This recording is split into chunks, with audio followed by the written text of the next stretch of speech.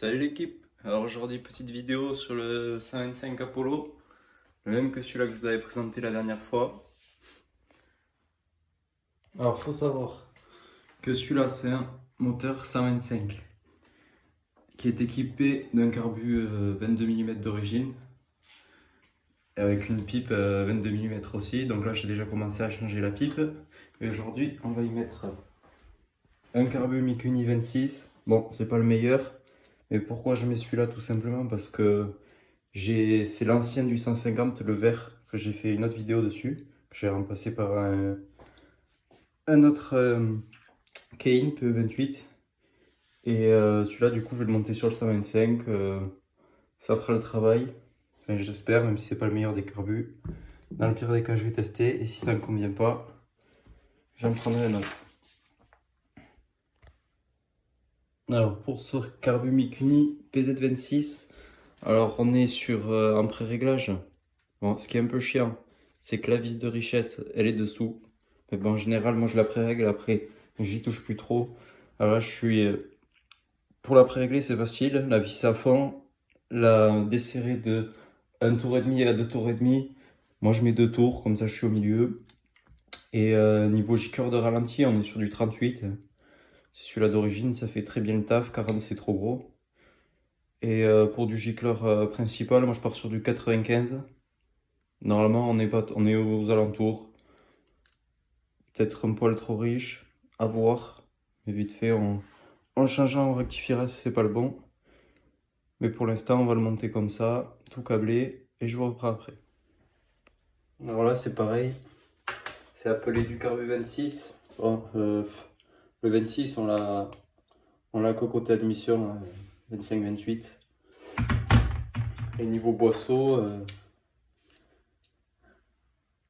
on est sur du 20 mm, même pas 21. Donc pour un carbu 26, ouais, ça fait un très petit boisseau. Et c'est vraiment pas terrible.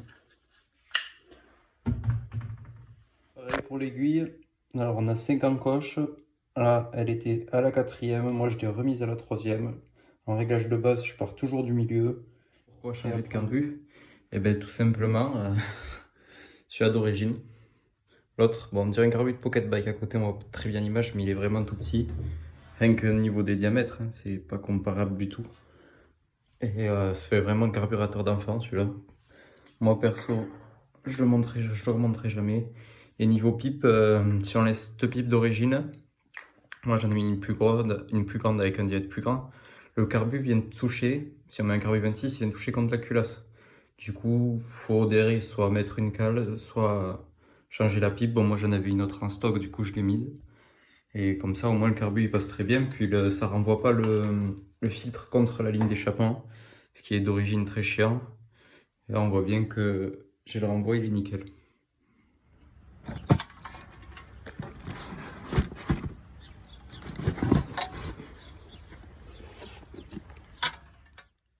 Allez, on reprend, le facteur est passé.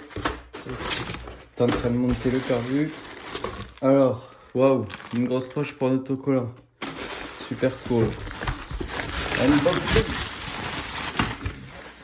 Et hop, YCF, une petite bavette pour ça là. On va essayer d'adapter, si ça vous intéresse, je vous ferai une vidéo dessus.